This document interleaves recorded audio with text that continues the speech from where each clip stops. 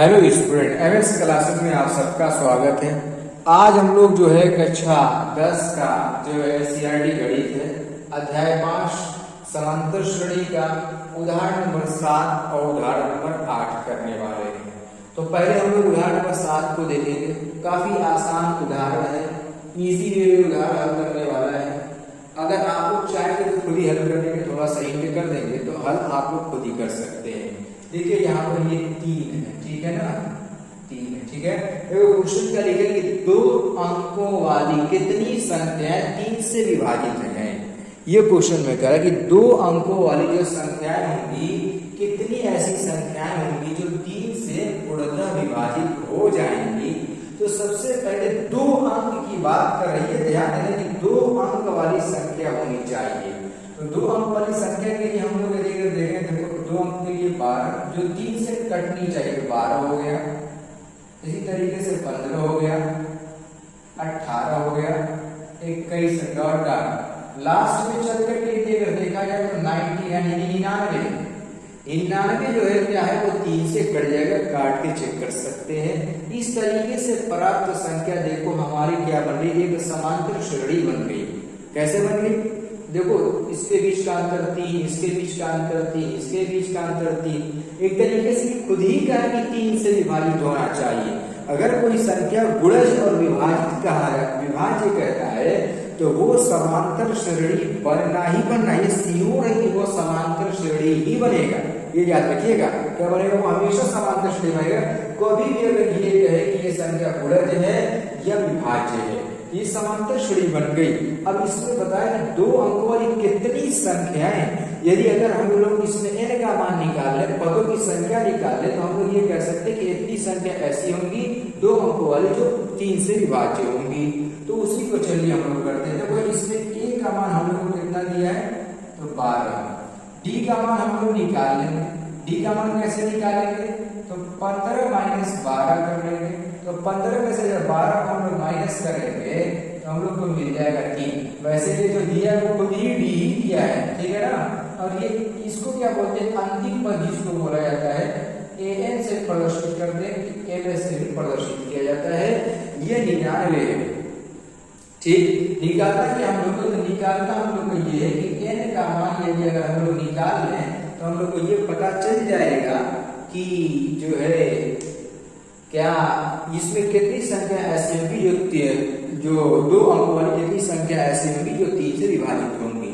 अब इसमें कौन सा फार्मूला लगाएंगे? इसमें फार्मूला यही एक, चलो इस तरीके से लिख लो, an बराबर a plus n minus 1 into D. इस फार्मूले का प्रयोग किया जाएगा। देखो यहाँ से a का मान कितना है, 99 है, a का मान कितना है, 12 है, और n का मान नहीं मालूम है, ज्ञात करना है। d का मान कितना है, तो 3 है। यहाँ से देखो 12 को उठा के इधर कर लेंगे तो हमारा 99 माइनस 12 बराबर, यहाँ पर n माइनस 1 और गुणे में 3 रह जाएगा। 99 में से 12 को हटा के 9 में से 2 जाए, हमारा कितना जाएगा, 7 हो जाएगा।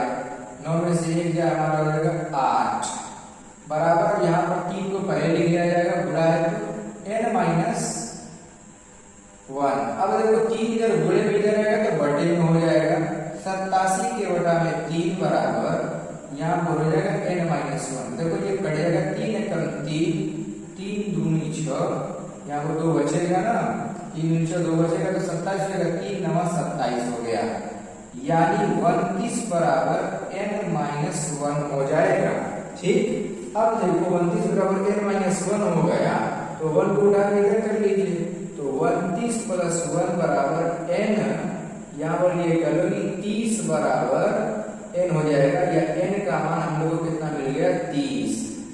यानी कितने पद ऐसे होंगे, तो 30 अंक ऐसे होंगे, 2 अंकों वाली जो संख्या होगी जो 3 से विभाजित, 30 पद इसके अंदर 1 2 3 4 इस तरीके से 30 अंक ऐसे होंगे जो 3 से पूर्ण रूप से विभाजित होंगे। ये था उदाहरण नंबर हमारा 7। ऐसे जो उदाहरण नंबर 7 को लगाएंगे। चलिए देखते हैं अब उदाहरण नंबर 8 क्या कह रहा है। देखिए उदाहरण नंबर 8, उदाहरण नंबर 8 में क्या लिखा है, एपी का मतलब समांतर श्रेणी 10 7 4 डॉट डॉट ये -62 है 62 का अंतिम पद से 11वां पद ज्ञात कीजिए। ये एकदम आसान क्वेश्चन है, इतना आसान में बताएंगे कि तुरंत आप लोगों को समझ में आ जाएगा। सबसे पहले तो आप लोगों को यहाँ पर देखो 10 7 4 डॉट डॉट -62 दे, इधर से 11वां पद निकालना है। तो आपको क्या करिए कि समांतर श्रेणी जो दी इसका क्रम ही चेंज कर दीजिए। ये हो जाएगा कि -62 डॉट डॉट 4 7 और 10 हो जाएगा। इस तरीके से हमारा ये हो गया। अब इससे अंतिम पद से हम लोगों को बोलो, अब ये क्या हो गया, ये प्रथम पद है। अब इधर से हम लोगों को क्या करना है कि 11वां पद निकालना है।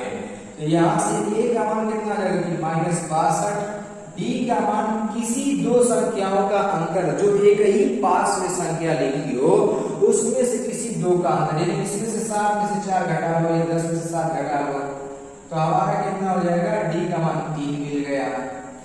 और यहाँ पर जो है a और d मिल गया, 11वां पद पूछा है। तो a11 के लिए फॉर्मूला हो जाएगा आपका a + 10d हो जाएगा।